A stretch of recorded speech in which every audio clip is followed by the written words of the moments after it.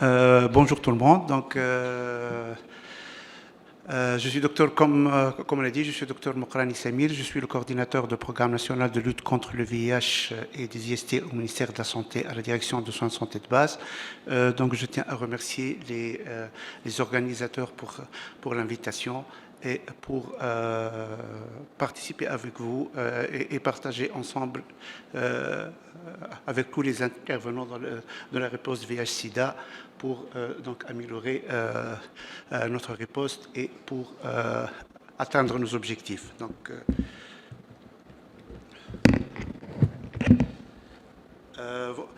Voilà, je vais parler de la réponse au VIH en Tunisie en 2024. Je tiens tout d'abord rapidement à rappeler que le mode de transmission du VIH en Tunisie, à partir de la cartographie, elle est hétérosexuelle à 60%. Voilà.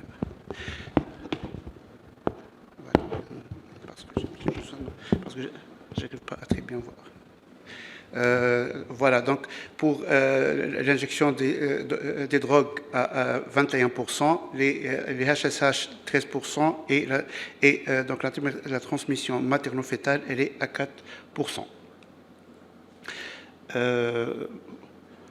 Voilà. Notre épidémie, c'est une épidémie qui est concentrée, tant au niveau géographique dans les régions côtières que populationnel au sein des principales populations clés. Comme vous savez, les trois populations clés, les usagers et les usagères de drogues injectables, les travailleurs et les travailleuses de sexe, les hommes ayant des relations sexuelles avec des hommes, sans oublier bien sûr les populations vulnérables, c'est la population carcérale et les migrants. Voilà rapidement quelques données. En Tunisie, on a une prévalence aux alentours de 0,15%, avec une incidence à 0,03 pour 1000 personnes. Cette prévalence dans la population de 15 à 45 ans, elle passe à 0,06%. Et on a remarqué que l'incidence a augmenté entre 2010 et 2020 de 29%. Mon ami Lassad a bien expliqué l'épidémie dans le monde. Moi, je voulais faire cette remarque. Comme vous voyez, la cascade et surtout les nouvelles infections et les décès, ils sont en nette amélioration dans les régions du monde, sauf dans deux régions, dont la nôtre, la région MENA et Nord-Afrique. En 2020, on a, comme vous voyez, des nouvelles infections à 7%, avec des décès à moins 17%, mais ce pourcentage il est passé en 2021 à 33% de nouvelles infections dans notre région MENA. Voilà, concernant rapidement la Tunisie et notre cascade, malheureusement, on est encore loin. Un problème dans notre cascade en 2022, on n'est pas arrivé à avoir notre premier 95, qui est le nombre de personnes PVVIH qui connaissent leur statut. On a quelques problèmes, surtout au niveau de collecte de données, la qualité de données, qu'on est en train d'améliorer et qu'on espère que cette année, lors des estimations avec le Spectrum, on aura nos données parce qu'on est en train d'améliorer la qualité de données. On s'est basé sur le nombre estimé. En 2022, le nombre de PVH estimé en Tunisie était à 7086 PVVIH. On a 1847 sous traitement. J'aimerais faire une précision qu'en Tunisie, toute personne dépistée, il est traité. Donc, on ne se base pas sur le nombre de syndicats et tout ça. Donc, toute personne dépistée, elle est traitée. Donc, ça, c'est une information importante.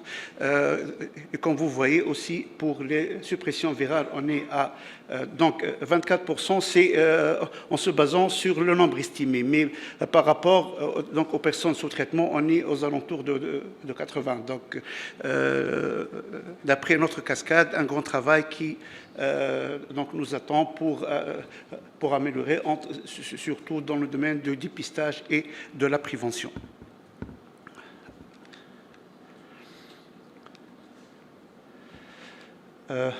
Voilà. Si en regardant donc, la situation actuelle et les projections qu'on a faites, donc on voit que les cibles ne seront pas atteintes. D'abord, donc dans le premier schéma, on a le nombre de nouvelles personnes nouvellement donc, mis sous traitement, par exemple. Donc l'évolution, elle est de 186 en 2020, donc 270 2021, on est 412 2022. Pour 2023, on est en train de collecter, donc on va arriver donc, à probablement 500 plus ou bien donc un peu moins. On est en train de faire notre donc collecte des centres de prise en charge. Aussi, si on voit les estimations ou bien les projections par le Spectrum pour les nouvelles infections, donc en 2030, on aura, si on continue de cette façon notre donc riposte et prise en charge et tout ça, donc on est très loin. Donc on va pas atteindre donc nos objectifs. Comme on a dit, une des causes, c'est que le nombre de nouvelles infections, elle est en augmentation.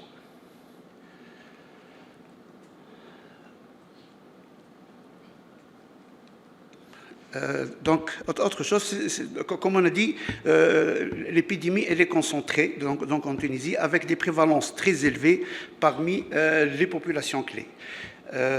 Donc, les dernières estimations, par exemple, donc les estimations de taille pour les populations clés, elle est, donc la dernière, elle est en 2014, donc on est très loin maintenant, 10 ans, on travaille avec les mêmes estimations. Donc, il est temps de revoir notre donc, estimation de taille qui sera faite en 2024. Donc, on va parler à travers la nouvelle donc IBBS. Donc aussi, on a des IBBS réalisés au cours donc des années. La dernière IBBS en 2021, on a 8,8% des UDI donc, porteurs du virus, 8,3% pour les MSM et 0,8% pour les travailleuses de sexe. Pour les usagers de drogue donc injectables, je veux aussi donc remarquer que dans la région du Tunis, on a une prévalence de 20%, donc lors de la dernière donc IBBS, dans la région du Tunis uniquement.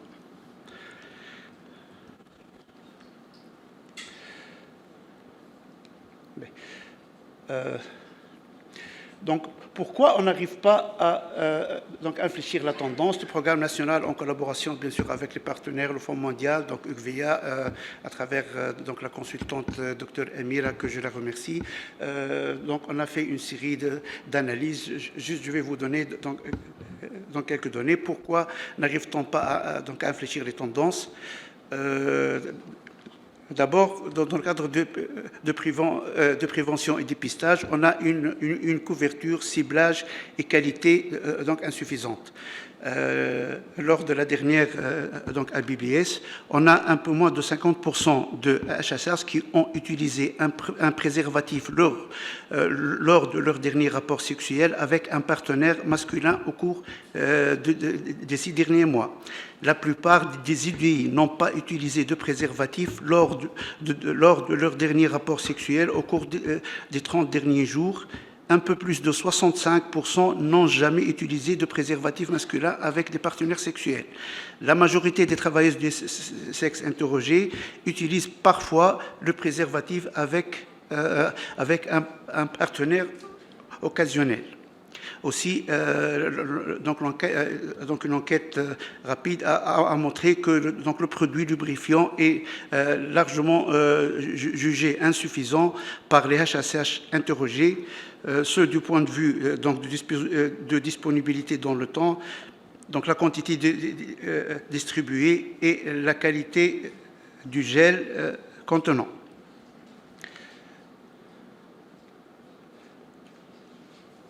Aussi, on a donc le ciblage, disons, il est inefficace et d'une attractivité insuffisante, vu que le taux de positivité de l'activité de dépistage dans les CCDAG étant de 2,3%, mais donc la majeure partie des tests se fait au niveau de CCDAG communautaire. Donc la plupart de ces tests sont réalisés au niveau communautaire. Voilà, d'autres points qu'on peut...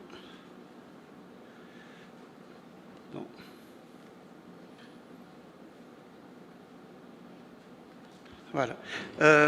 Donc aussi d'autres points soulevés, pourquoi on n'arrive-t-on pas à infléchir la tendance, c'est que donc, la rétention dans les services de prévention de qualité elle est insuffisante. Donc la qualité des services de prévention n'est pas auditée, n'est pas planifiée, donc n'est assurée. Donc la PrEP qui tarde à être généralisée. L'autotest du VIH n'est pas encore donc, disponible en Tunisie donc les cibles et les résultats inadaptés à la réalité des cibles. Voilà. Donc, pour accélérer la riposte, donc, premièrement, on propose premièrement de redéfinir les cibles, réviser la taille des populations clés, donc à travers l'enquête IBBS 2024, définir les cibles de couverture programmatique plus proches de la réalité et des cibles stratégiques nationales. On doit aussi aller vers investir dans des interventions à haut niveau d'impact. Non, pardon.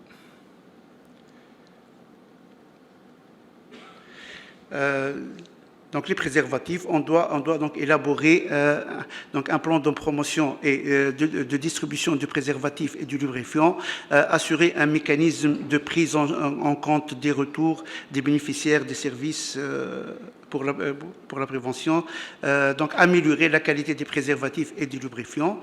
Donc pour le PrEP, donc accélérer sa mise en place et passer au site communautaire pour généraliser la couverture. Donc on a commencé une phase pilote donc au niveau du centre de prise en charge. Donc maintenant, on doit passer à la phase communautaire le plus rapidement possible, qui sera faite donc en collaboration avec l'association ATL Amnesty Tunis.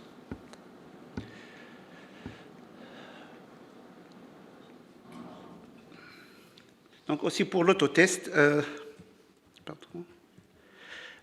pour l'autotest, donc choisir le test et le mettre sur le marché, réaliser une étude de faisabilité initiale, ce qui est en train d'être fait actuellement. Donc on est en train d'élaborer cette stratégie de mise en place de l'autotest en Tunisie.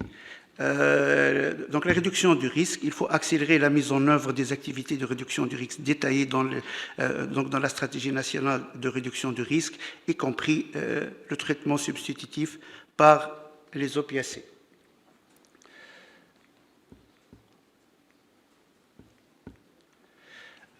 Troisièmement, mettre en place donc l'approche de prévention combinée auprès de populations clés. Je tiens à vous rappeler que la prévention combinée, c'est une approche intégrée dont l'objectif est de maintenir donc, la personne séronégative et si son statut sérologique change, qu'elle soit orientée, accompagnée rapidement pour initier et une prise donc, en charge complète afin qu'elle ne transmette pas le virus. Donc, les activités, donc il faut informer et former les partenaires et prestataires sur l'approche de prévention combinée, assurer donc la qualité des interventions de prévention combinée, standardiser la formation des agents communautaires et leur suivi, donc parcours de formation, certification et mettre en place des normes de qualité. Donc définir des paquets de prévention combinés pour chaque population clé, planifier leur mise en place et les opérationnaliser, assurer le suivi et l'évaluation de la mise en place donc des paquets de services, donc dès la planification. Donc voilà, donc juste donc en conclusion, c'est que donc le VIH en Tunisie, c'est une épidémie concentrée. L'incidence est encore faible, mais elle est en progression. La prévalence dans les populations clés progresse. Donc la cascade des 3,95 pour la Tunisie, elle est encore loin des objectifs. Donc il faut agir au niveau, bien sûr, information, éducation, communication, donc la prévention, on parle surtout des activités donc innovantes qu'on vient de citer, donc le dépistage, le traitement et la retention de soins.